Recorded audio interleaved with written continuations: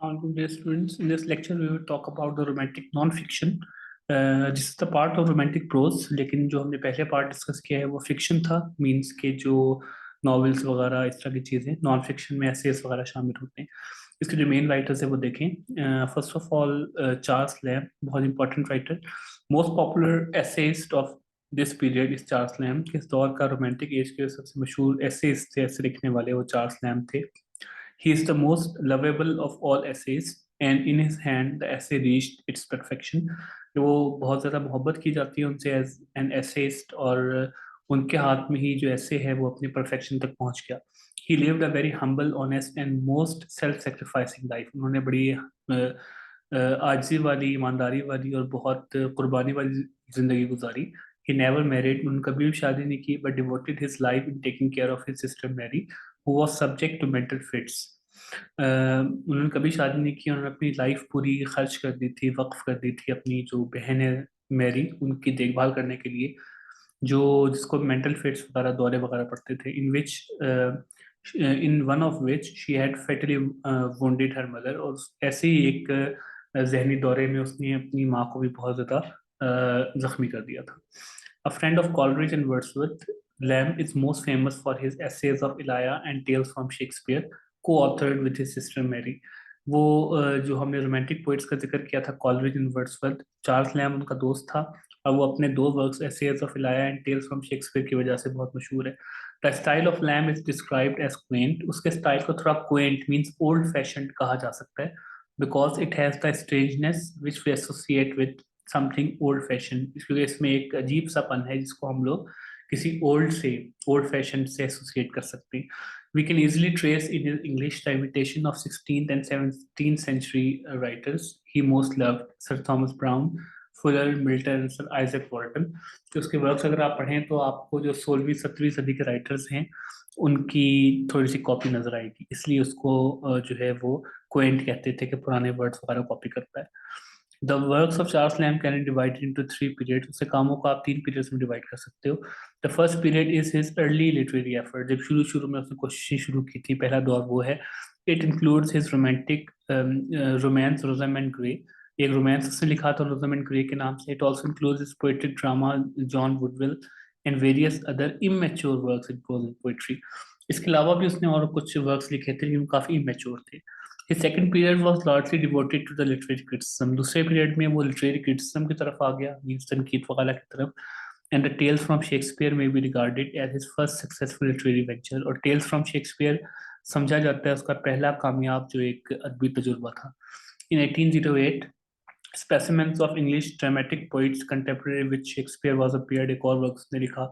Third period includes Lamb's criticism of life. तीसरे जो दौर है उसमें लैम ने जो जिंदगी है उस पर तनकीद शुरू कर दी, which are gathered together in his essay of Elia and his last essays of Elia. और जो बाद में उसको एसेज ऑफ इलाया कलेक्शन जो है उसमें सारे जो क्रिटिसिज्म है उसकी ज्वाइन किया गया। The style of all these essays is gentle, old-fashioned, irresistibly attractive. उसका जो जितने भी essays लिखे हैं वो बड़ा उसका एक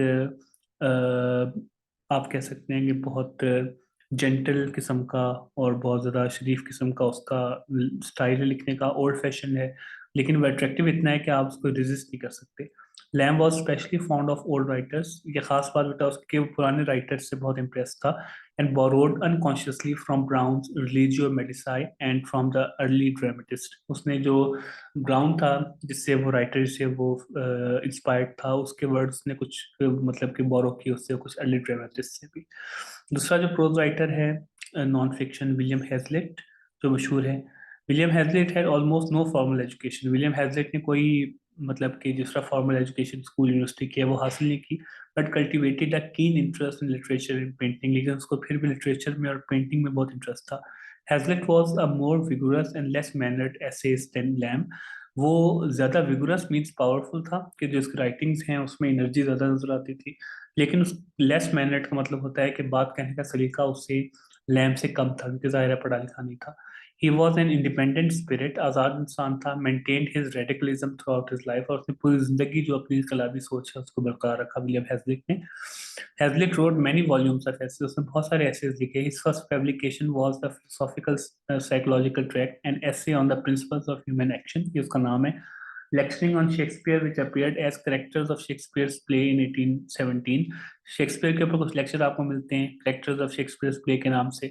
Later works such as lectures on the English poet, lectures on the English comic writers, lectures on the dramatic literature of the age of Elizabeth originated his reputation as leading literary critic, as well as his characteristics, energy and enthusiasm are exhibited in those collections। जब उसको ये सारे lecture उसने मुख्तलिफ writers पे दिए तो वो टॉप का एक लिटरेरी क्रिटिक बन गया, तनकीद करने वाला। और जो उसकी एनर्जी और इंथुजियाज्म है, जोश और जज्बा है उसका, उसकी वर्क्स में नजर आता था। Style of Hazlitt has force, brightness and individuality, उसके अंदाज में ताकत थी, रोशनी थी, और इंडिविजुअलिटी मीन्स बेटा कि उसने अपनी एक अलग से पहचान बनाई हुई थी। It is the reflection of the outspoken straight forward and Frank personality. उसके वर्क्स भी ऐसे ही थे, जिस तरह वो खुद आउटस्पोकन था, सीधी बात कर देता था और बहुत फ्रैंक था, वैसे ही उसके वर्क्स थे। As he had read widely and his mind was filled with great store of learning, his writings are intermixed with sentences and phrases from other writers, and there are also echoes of their style। क्योंकि उसने बहुत ज़्यादा पढ़ा था और बहुत ज़्यादा learning उसकी मिक्स हो गई थी आपस में, तो उसकी राइटिंग्स जो है उसमें आपको कुछ सेंटेंसेस मिलते थे, फ्रेजेस मिलते थे बाकी राइटर्स के, और उसके स्टाइल जो है वो भी बाकी राइटर से काफ़ी मिलता जुलता था अक्सर। थर्ड जो है Thomas De Quincey, important prose writer उस एज का। Thomas De Quincey is famous as a writer of the impassioned prose, कि उसकी जो प्रोज है वो बड़ी इम्पैशन्ड होती थी, बहुत जज्बे जज्बे वाली। D Quincey is well known today for his classic the confessions of an English opium eater, ये उसका वर्क है, काफी मशहूर, इससे वो मशहूर है। He was born into wealthy family, बड़ी अमीर खानदान में वो पैदा हुआ था, but soon wasted his wealth, जल्दी उसने अपनी दौलत जाया कर दी। इनिशियली पब्लिश एनोनिमसली, शुरू में उसने जब अपना वर्क पब्लिश किया था, anonymously का मतलब होता है बेटा without name।